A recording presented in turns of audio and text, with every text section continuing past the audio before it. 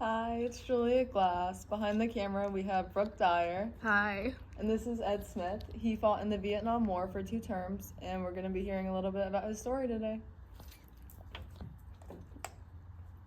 For our first question, we have, what was your life like previous to the war? What was my life like previous to the war? Okay, I was a 4-year letterman from starting in my 8th grade year. That was high school back then. It was not junior high. I played football, basketball, ran track, and baseball. Got kicked out of my house in my junior year and lost all my scholarships. So I lived on by myself, worked, and still played sports.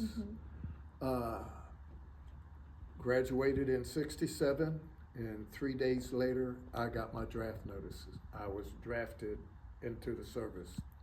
From there, I ended up joining the Navy for 4 years. Went to Great Lakes, took some tests, and ended up in the construction outfit, the Seabees, for the Navy. And the Seabees are the ones that built bridges, the airports or landings, and we ran the rivers, in which I was on, was part of the river patrol on the PBRs. So from there, that was what took place up until this point. Okay, next question. How did your family feel about you getting drafted to the military? Well, actually, I wasn't around my family at that time. My dad had kicked me out, and I didn't see any of my brothers or anybody for 30 years or so. So, no telling what they thought. So that's that answers that question. Yeah. Okay, shoot me another one. All right. What was your training like? Do you have any vivid memories, good or bad, of your instructor? It was tough. Yeah. We were put in at boot camp. We were put into the wooden barracks that were built in World War II. No windows. You didn't have heat. You didn't have AC. You were constantly running the course and doing physical stuff. And then after the boot camp, they sent you to combat training down in Gulfport, Mississippi. And that's where you learned how to, I guess, basically fight and kill. Yeah. So that was, and then you were put out in the swamp and had to find your way back. It was real tough, actually. Yeah. Okay. Where did you serve? What specific locations and time periods? Where did I serve? Gosh. We were, okay, boot camp was at the Great Lakes. Combat training was at Gulfport, Mississippi, Pascagoula, Gulfport. Then over in Vietnam, we were off of Subic Bay, and we went out from there up into the different rivers. So, and then after I came back from Vietnam, I was put on an aircraft carrier and made a world cruise and went around all the way around the whole world to all the different countries. So that's my 4 years in the service. Did you serve in combat? And if you did, how did it change you? Oh yeah. I manned the 50 caliber machine gun. How did it change me? I'd have to say, how did it change me? My life, you didn't know if you were going to live. Actually, when we came into, when we were getting fired on, you had 15 seconds, they said. Usually that's how long you had to live, because you was out in the middle of the rivers, which weren't no wider than the intercoastal waterway. You couldn't see anything, so you didn't know if you were going to live or not. Yeah.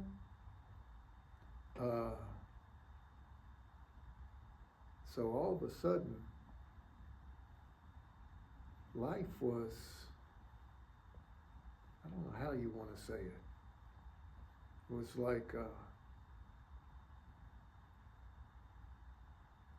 you didn't know from 1 minute to the next minute if you were gonna come back. Yeah.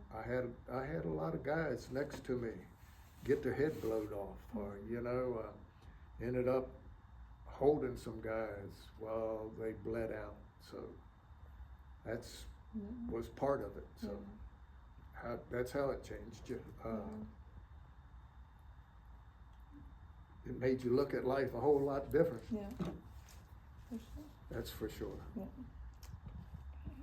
Did you make any friends along the way? And if so, are you still in touch with anybody? No. Okay. Not at all. Okay. How'd you stay in touch with people back home, or did you stay in touch with anybody? I got in trouble because I didn't write my mom. Yeah. And all of a sudden the chaplain came down, and I don't know how she got in anyway. So all of a sudden I had to start writing my mom once a week, and go by and take the letter to the chaplain, and he would mail it to her. But no, I didn't stay in touch with anybody. Yeah. Wasn't your choice though to stay in touch with your mom, or? I didn't. What was there to write about? I mean, okay. No, I didn't stay in touch with anybody. Yeah. I did when I first got over there. I would write letters to the girl I was engaged to. Yeah. But then after that, I didn't write to nobody. Yeah. No, I became a loner, more or less. Yeah. And got involved in some drugs. Mm-hmm. To be honest with you, that kept me. Sometimes just took me away from all the death and killing. Yeah. Kind of almost made you where you didn't think about it. Yeah. Distraction. Mm-hmm. What did you do off duty? Go to the bars. I'm just going to say that. Go to the bars. I'm not going to tell you what went on at the bars. Yeah. We went to the bars. Mm-hmm. All right. Do you recall any funny or unusual events? Oh, no. I can't say it would do funny events. It would have to be with drugs, so I'm not even going to go into that. So y'all don't need to hear all that stuff. Did you have any good luck rituals? No. No? Okay. None at all. Okay. Do you feel like your time served in the military felt rewarding after?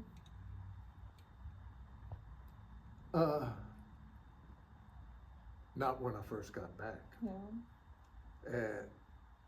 After they started seeing us as vets and starting to take care of us, yes. Mm-hmm. Okay, I'll put it this way. See this hat right here? Yes. When I first got back, you would not wear something like that. Yeah. That did not go on my head until in the 1990s, because people didn't respect the Vietnam vets. And you can ask a whole lot of them. Nope, you never put on a hat that said I'm a Vietnam vet until later on down. Yeah. You had and see, I think a lot of it. I don't know if you know anything about Jane Fonda. Jane Fonda went over there and got with the communists, with the North Vietnamese, and had pictures taken with them and everything. And she came back and said we were baby killers and this and that, and that we were wrong and all, you know. And not if you ask a Vietnam vet, they don't have nothing good to say. And she did apologize on down the line for what she did, but she ended up harming us basically. Yeah. And there was a lot of people that went to prison for doing things in a war that they did because of when you did not know if this person was going to kill you or not, or if they were Vietnamese, or if they were South, and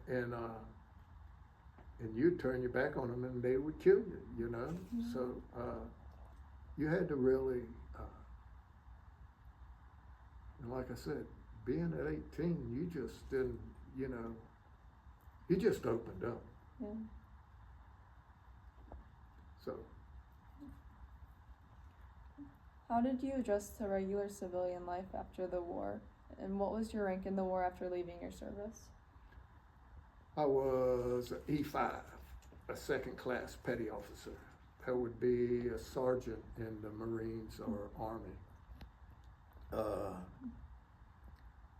How did I didn't real good. Yeah. I got in a lot of fights.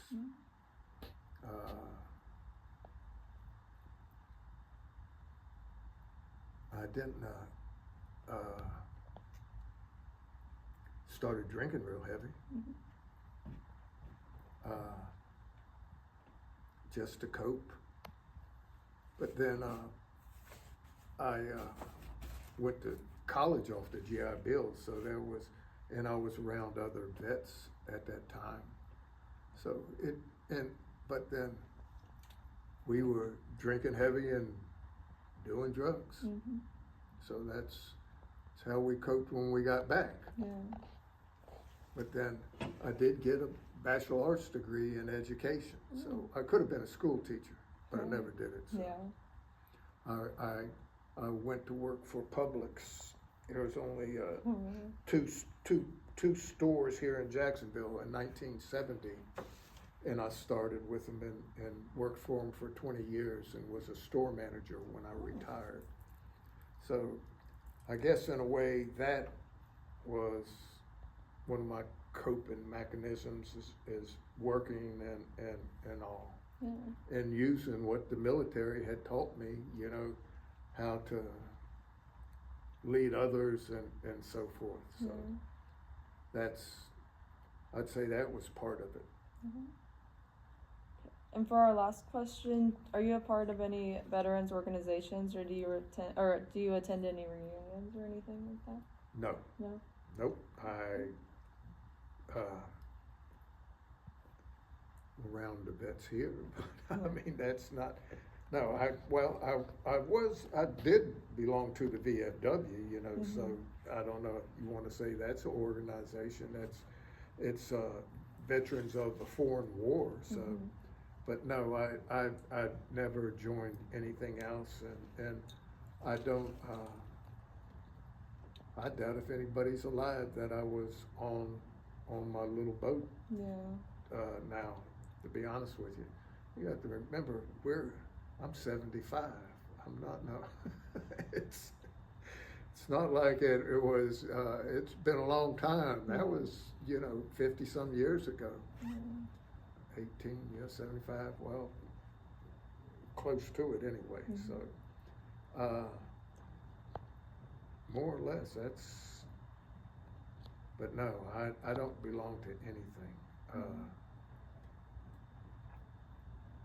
And like I said, this is the first time I ever really talked about this, so it's kind of like what I wrote down a couple things here. We did most of the waterways and the Mekong Delta, and it was real dense foliage where we went, as you can see in that picture right there, and we were known as the Muddy Water Patrol, which and then we had 50, 40, and 20 millimeter guns and an 80 millimeter mortar launcher to and as you went down, there wasn't but, like I said, probably from that wall there to that wall right there, and we was right in the middle here, and it was nothing but jungle. No place to hide, and you was out in the open, and all of a sudden, it was ping, ping, ping, you know, where they were hitting the side of the boat and all, and you just opened up. But like I said, they gave us 15 seconds to live once we were in. And a lot of guys, we'd come back, there'd be 2 or 3 gone, and we'd get another 2 or 3, and we'd go back out again. But like I said, when I got back here after my first tour, it was like, boy, the people of the United States did not like the Vietnam vets. We were horrible people. So I decided, I said I wanted to go back for another 6 months. I'd rather be around my brothers in arms than be over here. So that's how I ended up with 2 tours. Okay. Well, is there any other last things you would like to say? I'm glad I'm live in America. I can tell you that right now. Seeing all these other countries I have seen and seeing what I've seen over there. Yeah. We are very fortunate. If you were born in America and you're living in America, there's no place like it. Yeah. I can tell you that right now. For as young as we are, and for as powerful as we are, and the freedoms that we have, there's no other country out there like that. Where were you born at? In the mountains in Virginia. Oh. I am a mountain man. Yeah.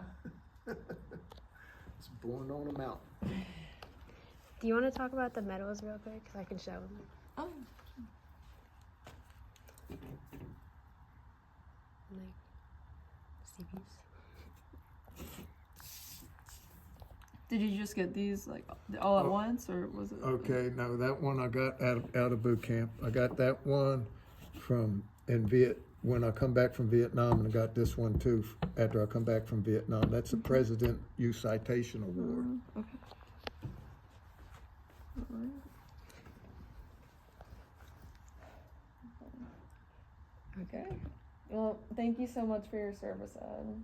Well, you're all welcome. Hey, I tell you, I'm glad I was in the service. Yeah. Be honest with you, when I graduated, I didn't know what I was going to do. I mean, I wasn't living at home. Yeah. I wasn't going to go to college. I didn't know what I was going to do. And actually being drafted and being in the service, it really helped me. And that's how I ended up here in Jacksonville, was being in the service. After my 4 years, I was on a cruise, on this aircraft carrier, a world cruise, and I was over in, I'm not really sure, I want to say Crete or somewhere in that area,